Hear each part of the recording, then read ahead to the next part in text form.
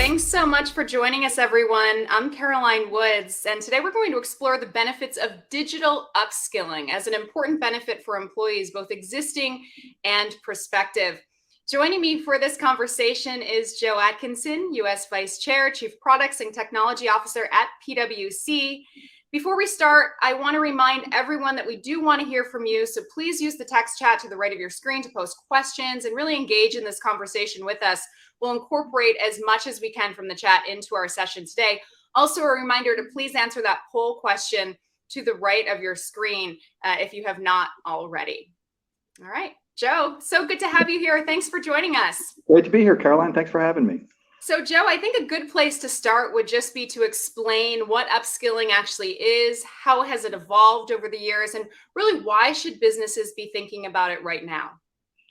So I think it is a great place to start because the reality is what we're really talking about is how do we take people from the skills they have today to the skills they need tomorrow, whatever that skill set is. And so if we think of it as that ladder of bringing people to new capability, how do we as employers and as leaders and managers and executives, how do we equip our teams with the resources, the desire, the incentives to climb those ladders to get those new skills that are necessary given the environment we're all in? So that's the way I think about upskilling, and it certainly has changed as we've come through the pandemic and dealt with obviously a really remarkable period of time in business. So in terms of timing, why now? Why is it so important? Well, I would argue it's been important for a while. I think it was important before the pandemic. I think it was particularly important during the pandemic. And I think as we all hopefully emerge in one way or another from the pandemic and we look at what the workforce is going to require going forward and what businesses are going to require going forward, I think actually the urgency is higher, not lower, with respect to upskilling. We have this tendency to act as if everybody developed all these great digital skills over the pandemic, and we certainly did get better at visual connectivity and working virtually. But there's a whole lot more, obviously, to core upskilling in terms of how we deal with data, how do we visualize data results, how do we automate projects and tasks. And those are all pressure points on business. The inflation numbers are out. We know what the macro environment is looking like. 9.1%, I think, was the number this morning. And when you're looking in that environment, businesses are going to be looking for places to control costs and manage costs in every way that they can. So this is another opportunity to do that. It's an opportunity to retain really talented people, to give them the skills that they need to improve the business and the work that they do every day. But just as importantly, improve the underlying business that those employees are part of so that you can manage through all of this disruption that we're all navigating through. I'd love to hear about an example of an upskilling success case study that you've done at PwC. Sure. Can you tell us about an example? And really, you mentioned cost. At what cost? Yeah, so we're really proud of what we've done at PwC. Obviously, we're a little biased on this one, but we're really proud of what our people have done. Not so much what we've done, but what our people did to embrace upskilling. A few years ago, just really before the pandemic hit us all, we were looking forward, and what we saw were a few drivers in our client environment. We're a client service business. We've been around for 170 years, and what we do is really reflective of what our clients need from us. And what our clients were telling us is they wanted a much more digital experience. When we asked them what they meant by a digital experience, that varied all over the place. If you have a digital conversation, even inside your company, I suspect you get lots of different answers. But they knew that they wanted a more tech-enabled, more tech-forward experience than what they were getting from our people historically.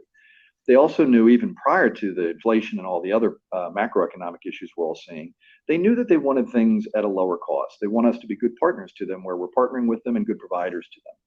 And then last and not least, they wanted value, as any relationship does. So we looked at that set of factors from our clients, and then we turned inward, if you will, and looked at our people. And we started to look at what skills do they have today, and again, that kind of ladder analogy, where do we need to take our people in order to deliver on those expectations from our clients? And we concluded that for our business, those skills really wrapped around a few specific things. They wrapped around data, how our people take in and analyze data and prepare to look at data. They wrap around visualization of data. How do you take the data that you have and tell the right story, the story with integrity, if you will, right? That you get the facts on the table with clients on what the analysis of the data produces. And then last but not least, we knew that there were a lot of different pieces of work that our people were doing that if they had the right automation skills, they could automate their own jobs, not to eliminate their jobs, but actually to unlock more capacity to deliver that value that clients were looking for. So that's where we started, Caroline. That was our foundation. What was really amazing is what we then did was we provided a set of training. We standardized it across the firm. We incentivized people. We gamified it. We tried to make it as engaging as we could. We did not make it mandatory. We didn't require people to do it. We didn't hammer them over the head and say, this is what you have to do. We basically said, look, in this period of changing technology and this pace that we're all dealing with, we believe we have an obligation as your employer to equip you with the skills that you need to succeed. And for us, that's whether you're at PwC or whether your career takes you anywhere else it might take you over your career. And what our CEO, Tim Ryan, at the time said, he said, look, we'll do everything we can not to leave you behind, so long as you lean in and don't choose to be left behind. And our people responded to that in amazing ways. We've now upskilled 55,000, almost 60,000 people across the US firm. We're on a path to do more than 300,000 people around the world as part of the PwC network. We've given them data innovation skills. We've given them cleansing skills and ways to automate data intake. We've helped them with visualization and learning the skills, not only of the technology, but how to tell a story with data. And one of the things that they love is this opportunity to automate. And so they've automated a lot of the tasks, frankly, the ones that they don't like doing, which is great, because usually those track pretty nicely to the ones that our clients don't place a lot of value on. So we saw it also as an opportunity to improve the quality of life for our people, because we could take the grind out of some of the things that they were doing that didn't have as much value to them or clients. And that's been our journey over the last few years. So I can certainly see how it benefits your clients or other businesses, also the employees, if it helps, them get rid of some of those mundane tasks. But Joe, I can't help but think, what if you spend this time and money getting your employees upskilled and then they leave? Is that a concern that you're seeing? Yeah, I won't take credit for this joke, but it's some folks have seen it. There's this great discussion where the CFO says to the CEO, what if we train all of our people and they leave? And the CEO says, what if we don't train all of our people and they stay? And so there's this challenge of how do you really equip people for the work that they have to do today? But interestingly, we took the risk. We accepted that as we skilled people, that would create more opportunity for them in the marketplace. And we were okay with that. That's part of our engine of talent in the firm. But what surprised us, Caroline, is the people that we invested in most heavily, they actually stayed at greater numbers than their peers. In other words, we saw better retention of our more heavily invested employees, what we called our digital accelerators, than we saw in the populations that were at their peer level. And what we learned from that, what we took away from that from a PwC perspective, and I think there's a lesson there for other organizations, is one of that expectation, one of that really core expectations that people have of their employer is that you're in it together. The employee has an expectation that you're going to help them succeed. And when they see you doing that, they're more likely to stay with you. And that obviously was important pre-pandemic, but as we get into the great resignation, we all try to figure out hybrid work environments and who's at home and who's in the office and all this other complexity. I think that investment is more important than ever. Joe, the title of our conversation is Digital Upskilling, more than just a cool perk. Yeah. So should companies be thinking about this as a perk, or should they be thinking about it as a necessity? Is this going to be something that employees demand at some point in the future? Yeah, I think employees are already demanding it from my perspective, Caroline. And we sometimes say that think of this not as, to your point, not as a perk, but think of it as an employee benefit. It's the new 401k. It should be part of the benefit packages that we're all providing our employees. And it has this beautiful aspect of shared opportunity for our employees and our employers. We didn't make all these investments in our people only because we wanted them to be more successful. That was a really important objective. We also made these investments because we believed we could serve our clients better. We could capture better market opportunities, and we could deliver things at a lower cost. And so I think that connection point of recognizing that there are benefits to the business, but in a world where people are making choices every day about who they want to work with, what the nature of that work looks like, how do they feel about their work, how do they feel about how that work speaks to their personal purpose and drive, those investments, again, I keep coming back to those investments, I think now are more important than ever. And absolutely, employees are going to be expecting them. All right, Joe, I'm just going to take a look here. I don't see any questions at this time, but please, for the audience, please feel free to chime in, ask your questions. We want to make sure we get those answered. I see many of you answering the polls. It looks like the majority of you at this point say you've done some work in implementing digital upskilling, but you need to do more. So let us know, let Joe know if you have any questions where you are in that process. We'll talk about the process in just a second. But Joe, first, is this something that everyone should consider? Is it a cross-sector prospect, if you will? Yeah, I think it impacts everybody. I think when you look at the degree of investment, the nature of your workforce, obviously there's decisions that businesses have to make. And I also recognize that most of us are not looking at, unbounded investment capacity, right? We all have decisions and choices and priorities we have to make, and some of them are going to become more complex as the economy continues to evolve into whatever it will look like in the future. But I do think that it doesn't matter whether you're in a high tech business or a proverbial lower tech business. If you are connecting with other organizations, you're connecting with organizations inside the company. If you are looking for people to stay with you for more than a transactional relationship, I think these investments make a lot of sense. Now, the nature of what your upskilling will look like and how you upskill and what tools, technologies you choose, I think that could change. But we do know that this gap that shows itself in the survey, that people have done some but will have more to do. We see that in even the gap in what our clients are telling us. So 73% of CEOs, when we surveyed them, said that they see a huge skills gap. That's not industry specific. That's across the entire population of segments that we see. And at the same time, when we asked them how much they're doing, only 28% felt like they had the right skills training in place for upskilling and digital capabilities. So we know the gap is real. And if you start to connect that question of, will employees start to expect it? You see all this technology disruption, this elevation of technology as part of our day-to-day lives, and then add into it this complete upheaval, if you will, of the talent market. I think it is a need on everybody's strategic agenda. All right, Joe, we have a question from Ron Hamilton, and I think this is a good one. Can Joe talk more about some of the challenges they faced in upskilling and how they overcame them?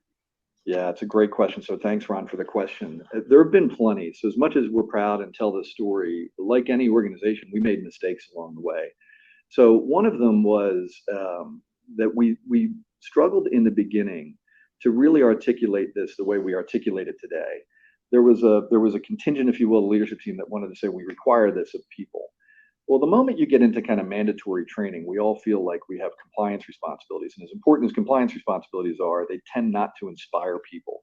And we made a pivot early on, and we said we really needed to think about this very differently. We needed to think about this not as something that was required, but something that was there to inspire. The other learning was we got a little far afield from the typical multi-day trainings. We did 2-day trainings that we shared with everybody across the organization. But one of the things that worked really well, and it was a learning because we were missing some application, some of the skills, is we got much more comfortable with this micro training concept, small bite training concepts. For us, it was mobile, and this again, even before the pandemic, our people were very mobile. So we had a mobile first strategy. If you couldn't do it on your telephone, then we wanted to challenge whether or not it was the right training. That idea of small microburst training, these small chunks of training, that became a really important aspect. And then the last piece I would say is, PwC is an amazing culture, but we do have a compliance culture. We're regulated business. We take it really seriously. Well, that sometimes causes our people to ask, who's done it and who hasn't done it. And we had all kinds of discussions with our leadership team. People wanted lists of who participated and who had. That we didn't get that one wrong because we held the line there. But it was a challenge because everybody wanted to ask and then go follow up and say, if you haven't taken the training, I need you to take the training. What worked so much better was when our people told each other, hey, this is important, this was helpful, you should try it. And that was really how we got larger scale adoption. So the adoption in the beginning was slow as we worked through a lot of those challenges. We have another question from Rafiq. You're dealing with high IQ staff. What are the reasons for failing and upskilling at lower levels? Yeah, Rafiq, it's a great question. And this will sound like an optimist, but I actually think that when you start to put this in the positioning of this is about people's growth and development, one of the things that we said all the time is you have to meet people where they are. And we tended to say that in terms of their physical location, we've got to make it mobile and all those things. But it's also where they are in their development, their growth, their capability, their interests. And I think when you start to look at upskilling as a little bit of optionality plus inspiration, right? How can you package those two things together? And again, easy to say, not easy to do. Then the question of like, where are the people's skills? Are they management potential type people, or are they not? That becomes less and less important because what you find is that peer power starts to engage people in different ways.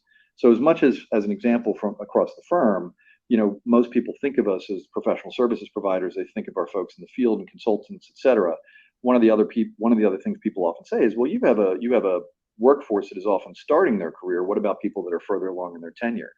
Interestingly, our financial operations team, our human capital team, people that run the firm tend to have a much longer tenure. They tend to look much more like our clients. They were some of our earliest and most rabid adopters because they saw that they could make big strides in what their capability and skill set was going to be.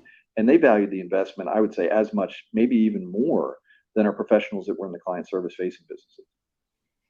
So, Joe, I'm taking a look at the poll results here. It looks like the majority, 65% of respondents, have done some work but need to do more. But there still are some, 21% are still in the research stage. So, talk to us about the process for upskilling and how a company should get started and what they should think about maybe past that research stage. Yeah, I think there's a couple pieces, and I'll come back to the question Ron asked, and maybe some things that we learned early on where we made some mistakes. When we looked in the beginning, I was really focused on trying to figure out what skills people had and getting really granular about the gap.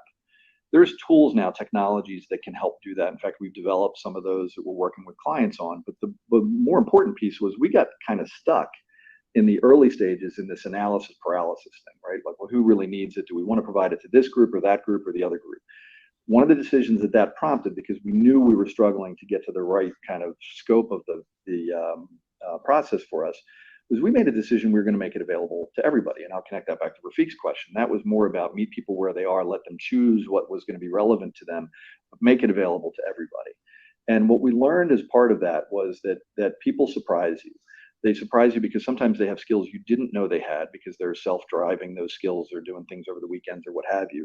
And in other places, people that we probably would have said don't need the skills invested because they wanted to open up new pathways for their careers.